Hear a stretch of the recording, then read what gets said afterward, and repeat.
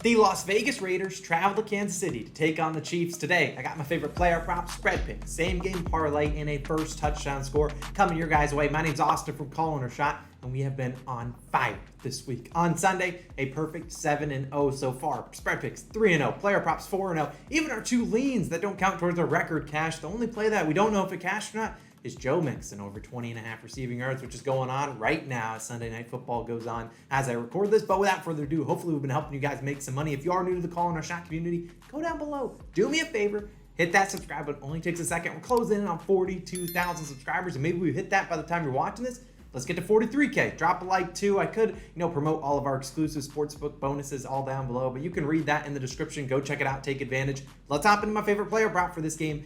I'm going Darren Waller of the Raiders, taking us over 50.5 receiving yards, minus 114 on FanDuel. I'd play this up a couple more yards if that's where the line moves, but I don't imagine it does move. 50.5 standard across the books. Now, let's talk about Waller because I think he's due a big breakout game, and I'm hoping that comes in this Week 5 showdown in Kansas City. Now, let's talk about Waller, though.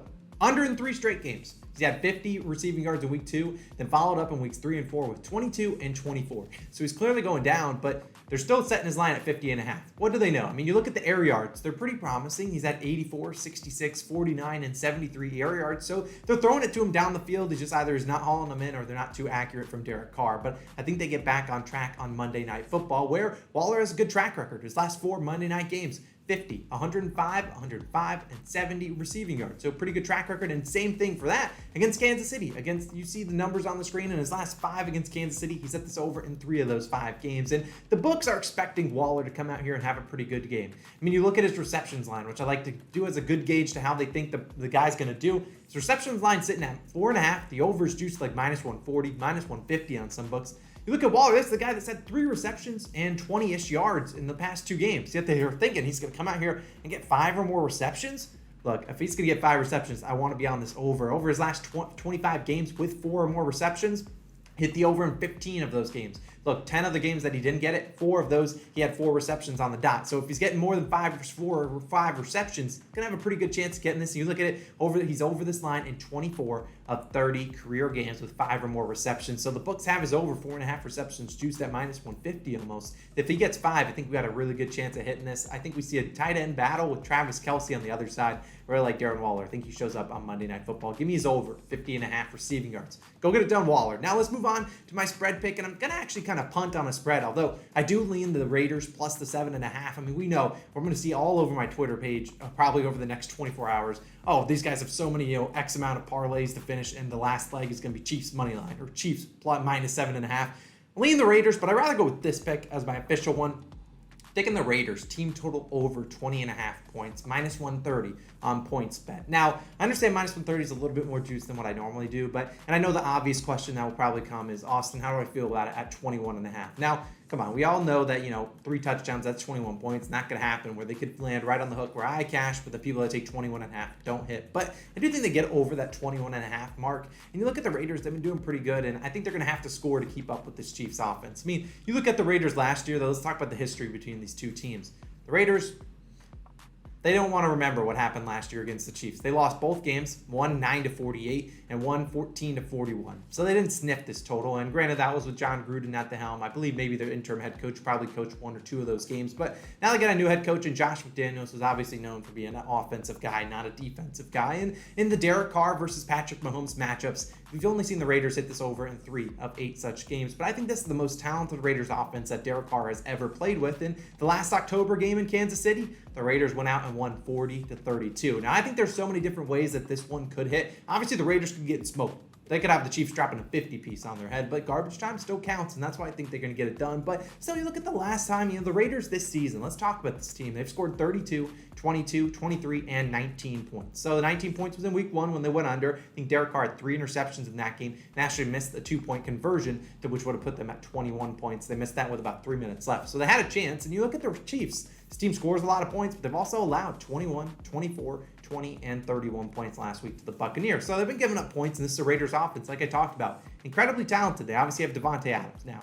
They have Darren Waller. They have Josh Jacobs, Hunter Renfro's back. They even have Matt Hollins playing pretty well. So I think this is, I mean, we look at Derek Carr, sure, he has those bad games here and there, and maybe he does, it puts up a big stinker, and the Raiders don't stand a chance tonight, but it's a big divisional game. I expect Derek Carr to show up and play pretty well, given how bad he was last year. It wasn't necessarily too bad, but given how bad the team was last year against Kansas City, I think they have to come in here pretty motivated. The Raiders did just give up, I think the Raiders offense or defense is going to give up points. They gave up 23 to the Broncos last week, which is equivalent to giving up about 150 points to a regular offense, given how bad that offense has struggled. Chiefs, in the big stat, they're actually second to last in defensive red zone percentage. They've been giving up a touchdown on 80% of the red zone drives from the opponent. So the opponent gets inside the 20, they're going to put a touchdown 80% of the time. That's second worst in the league. The only team worse is the Detroit Lions. Now, I think the Raiders will have plenty of mismatches in the red zone. I think they get it done. I'm taking their team total over 20.5 points. I haven't had the best success on team totals really throughout my, starting last year, but I think the Raiders can get it done. I like taking the underdogs team total here. I think they get it done. 21 points. That's all I need, Raiders. Now let's move on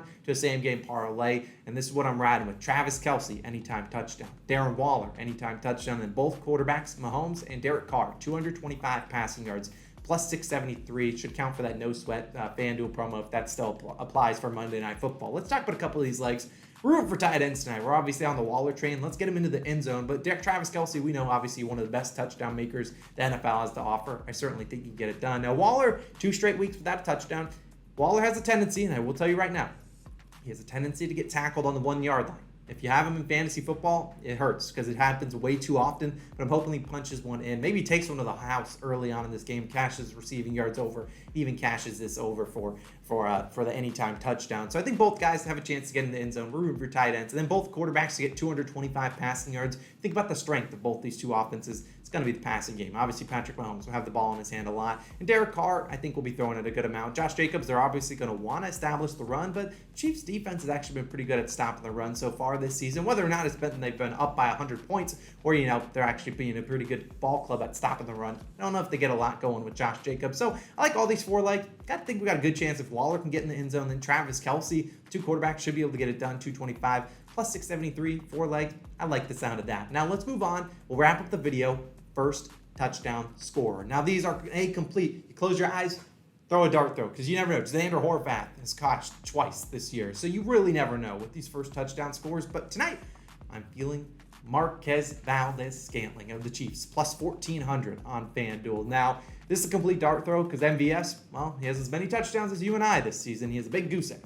So is he due in week 5? And it feels like if you watch these Chiefs game, Scantling's on the field, playing 74% of the snaps. He's usually there. Just hasn't been able to connect with Patrick Mahomes. And maybe he connects in week 5. He's obviously a guy that's a deep threat. So he could take one to the house on the 50-yard line or whatever. They're going to take shots. And he could potentially take one to the house, which would be awesome. But he's also a guy that's playing a lot of snaps. He could get, a 15, maybe 10-yard touchdown. I think a lot of focus will be on Travis Kelce when they get to the end zone in the red zone. So, we still want Travis Kelce to get into the end zone. But maybe Marquez Valdes-Scantling at plus 1,400. Look, close my eyes. Throw a shot. You never really know. No one's going to be betting on Marquez Valdes-Scantling, so that's probably why he'll probably hit. So Marquez, MVS, we're counting on you tonight, but as well as we're counting on Darren Waller and all the other guys we talked about. Let me know your favorite pick down below in the description, in the comment section. I appreciate you guys as always. All those exclusive risk-free deposit matches, all that stuff's in the details down below in the comments or in the description of the video. We appreciate you guys as always. 42,000 subscribers on the way. 50K coming up. I'm Austin, and I will be signing out. Peace.